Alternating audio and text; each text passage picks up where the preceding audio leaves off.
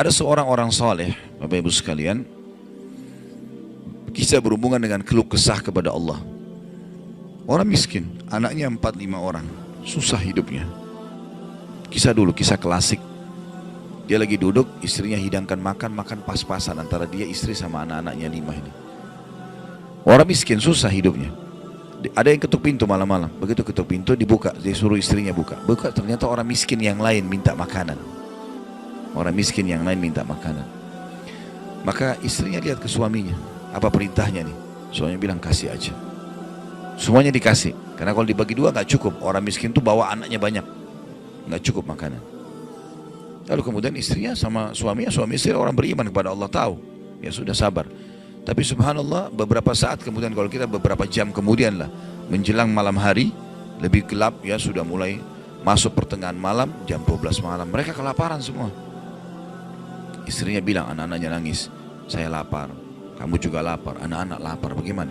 Kata suaminya, tenanglah, saya akan coba cari jalan keluar, minta kepada Allah. Istrinya nggak paham suaminya mau kemana. Dia pakai bajunya, baju keluar, kemudian dia keluar pergi ke masjid dekat rumahnya. Malam hari, jam 2 malam. Dia keluar, dia masuk di masjid, lalu dia sholat tahajud. Dan ini sifat orang beriman. Berkeluh kesah sama Allah itu jangan cuma hal yang besar, dari hal yang kecil. Manja sama Allah itu baik. Ngeluh terus, minta terus sama Allah. Allah suka hambanya yang tamak dengan rahmat Allah. Tamak dengan rahmat Allah. Sudah sehat, minta ditambah kesehatan. Sudah kaya, minta ditambah kekayaan. Selalu minta tamak dengan rahmat Allah. Dan sudah pernah saya bilang, meminta sesuatu agar nikmat ditambah atau bertahan, itu adalah pahala lebih besar daripada kalau cobaan sudah datang baru kita minta diangkat cobaan tersebut.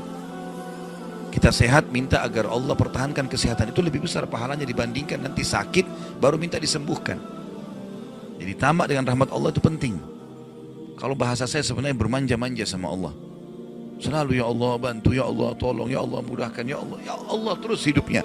Kalimatnya selalu begitu.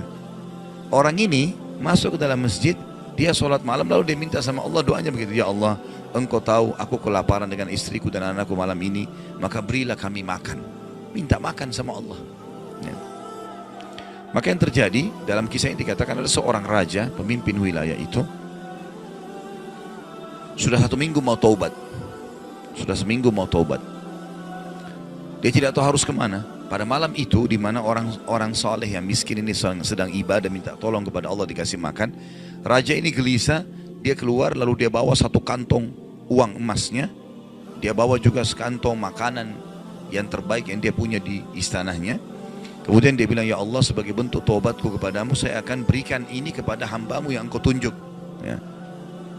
Lalu kemudian sebagai bentuk juga, saya tidak memilih kecuali engkau yang memilih Allah, saya tidak akan pegang tali kekangan kuda ini, saya biarkan dia jalan kemana. Akhirnya orang raja ini naik di atas kudanya, dia bawa itu kemudian jalan kudanya mampir di masjid yang ada orang soleh itu. Dia bilang, saya tidak tahu kenapa kuda ini mampir di masjid, lalu saya turun, saya temukan dalam masjid, waktu zaman dulu nggak ada lampu, nggak ada penerangan, cuma dia dengar suara, gelap di masjid. Dia masuk, temukan ada orang ini lagi berkeluh kesah sama Allah, minta ya Allah saya sama istri saya kelaparan sama anak-anak, berilah kami makan gitu kan. Maka dia bilang, raja ini pun setelah orang itu berdoa sholat lalu dipanggil, dia bilang, saya seorang raja di sini, saya raja di sini, saya sadar bertobat kepada Allah dan saya dengar doamu, tadi kau minta makanan, maka ini saya kasih, ini harta saya yang saya niat sedekahkan dengan makanan, ambillah. Dan kalau kau punya masalah lagi, datang ke istana saya kapan saja. Kira-kira saya mau tanya Bapak Ibu sekalian, kita jujur menjawab, kalau seandainya kita di posisi orang ini, kita sudah dapat solusi. Kalau kita sekarang mungkin ada orang kasih kartu nama, nih ya, butuh apa saja telepon saya. Misal presiden, tidak usah presiden terlalu tinggi lah. Misal seseorang kita temui orang kaya, ada masalah apa saya telepon ke saya akan bantu. Saya yakin umumnya orang meninggalkan Allah pada saat itu. Sudah selesai, dia pikir orang ini sudah bantu, sudah selesai. Tiap hari telepon orang itu, telepon dikasih bantuan. Perhatikan orang soleh ini apa yang dia bilang. Waktu raja itu bilang kalau ada keperluan apapun datang ke istana saya, dia bilang, saya demi Allah tidak akan datang kepada anda kalau saya punya masalah.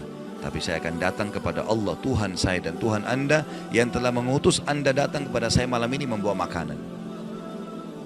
Justru kalau ada sudah solusi dari Allah, makin dekat sama Allah. Jangan sudah dikasih lupa ini. Ini poin penting bagaimana kita jaga berkeluh kesah kepada Allah. Jadi jangan berpikir Bapak Ibu sekalian, masa sih saya bisa sembuh hanya karena saya sujud? Masa sih saya bisa mendapatkan keturunan hanya karena saya sujud? Ini kesalahan ini. Justru harus kita fahami kalau itu bisa. Dan Allah punya cara. Setiap jawaban Allah kalau datang itu sesuai dengan sistem atau sunnatullah yang telah Allah ciptakan di alam kita ini. Misal saya berkeluh kesah, ya Allah sendal saya putus, gantikanlah. Sahabat begitu ya. Para sahabat Nabi itu kalau sendalnya putus, ya Allah sendal saya putus, gantikanlah. Allah nggak lemparin sendal dari langit. Nggak mungkin. Tapi apa yang terjadi? Allah gerakkan sesuai dengan sistem yang ada.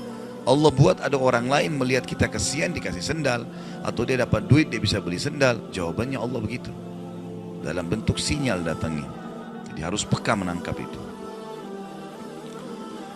Kemudian selanjutnya, tentu juga yang ini tadi contoh kisah orang yang berkeluh kesah kalau berhubungan dengan cobaan dari Allah ya. Dia tidak keluh kesah kecuali kepada Allah. Sekarang kita masuk ke contoh kalau cobaan dari manusia. Tadi saya bilang orang digunjing, orang dihina, orang difitnah segala macam. Dia tidak balas kebodohan dengan kebodohan. Jangan pelanggaran dengan pelanggaran.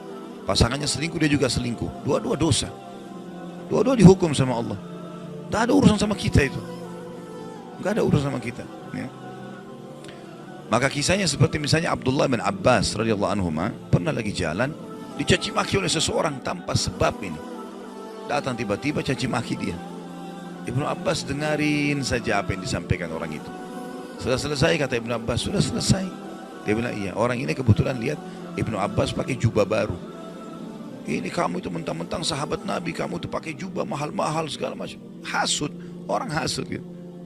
Tiba-tiba bayangin kalau kita lagi naik di mobil orang ketuk kaca. Kamu kenapa pakai mobil baru? Kamu kenapa? Apa urusannya sama orang ini gitu? Mungkin kita marah-marah sama orang ini. Ibnu Abbas diam, didengarin semua, sudah selesai. Karena tidak mungkin tergerak orang ini mengucapkan sesuatu kecuali memang ada sebabnya. Ya biarin, sudah selesai kamu sudah. Baik, dibuka jubahnya, ini ambil hadiah buat kamu. Sampai orang itu malu. Sudah caci maki dikasih hadiah lagi. Dan yang dia sorotin ini adalah jubahnya Ibnu Abbas. Sampai akhirnya menjadi muridnya Ibnu Abbas. Nah, bisa nggak kira-kira kalau orang ketuk kaca mobil, kenapa pakai mobil baru? Ambil deh mobilnya.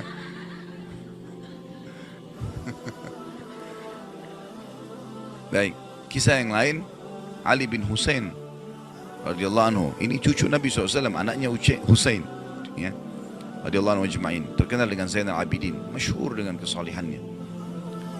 Dia pernah jalan dicaci maki oleh orang tanpa sebab ini. Mentang-mentang kau turunan Nabi, mentang-mentang kau begini, mentang-mentang kau begini, dicaci maki. Dia diam saja. Dia nggak bicara banyak. Didengarin. Orang-orang sekitarnya sudah marah nih. Tapi karena dia diam, orang diam semua. Sampai udah selesai dia bilang, wahai saudaraku, kalau seandainya kamu tahu lebih banyak tentang aku, mungkin kau akan lebih banyak cerita tentang keburukan. Saya ini banyak dengan keburukan, gitu kan? Kemudian dia bilang sama orang di sekitarnya, ada pegang uang, ada bawa duit, kasih orang ini 1000 dirham dan tunjukkan alamat kita. Siapa tahu dia punya hajat. Orang itu jadi tambah malu gitu. Ya. Karena perilaku akhlak yang mulia dan ini yang Islam ajarkan kepada kita. Pada saat kita kepancing emosi, kontrol, tenang. Jangan dibalas, gak ada gunanya itu, gak ada manfaatnya, hanya akan merusak kejiwaan kita. Kata-kata jadi kasar, hidup kita jadi tidak tenang. Tapi kalau kita gunakan teori syar'i ini, kita akan tenang. Tetap bisa makan, tetap bisa tidur, tetap bisa segala-galanya. Baik, kita berdoa kepada Allah SWT, semoga majelis kita diberkahi olehnya dan dijadikan sebagai tambahan amal kita pada hari kiamat. Dan semoga saja seluruh amal yang pernah kita kerjakan, yang akan kita kerjakan sampai ajal menjelang datang diterima dengan kemahamurahannya. Dan semoga semua dosa yang pernah kita kerjakan sekecil sampai sebesar apapun diganti dengan kemahamurahan Sang Pencipta menjadi pahala. Dan kita mendoakan Indonesia untuk selalu makmur, damai, tentram, dan seluruh muslimin bersatu di bawah bendera tauhid la ilaha illallah Muhammad Rasulullah, kembali dalam segala ibadah mereka kepada Al-Quran dan Sunnah. Dan semoga Allah juga memberikan pemimpin-pemimpin yang muslim yang adil kembali kepada Al-Quran dan Sunnah. Dan juga semoga Indonesia menjadi contoh bagi negara-negara yang lain. Dan kita selalu mendoakan saudara kita di Palestina, di Syria, di Yaman, di Irak, di Myanmar, di Ahsa, dimanapun mereka berada yang sedang tertindas. Semoga Allah ikhlaskan niat mereka, terima para syuhada mereka, mulakan Islam di tangan mereka dan tangan kita semua. Dan semoga Allah partisipasikan kita bersama mereka di pahala, baik dengan doa, dengan harta, dan juga dengan jiwa kita. Dan semoga Allah dengan kemahamurahannya menyatukan kita semua di surga firdausnya tanpa hisab, sebagaimana yang satu kita di majelis ilmu yang mulia ini. Allahu alam, ini mungkin yang kita sampaikan, mudah-mudahan bermanfaat. Subhanakallahumma bihamdika asyhadu an la ilaha illa anta astaghfiruka wa atubu ilaik. Wassalamualaikum warahmatullahi wabarakatuh.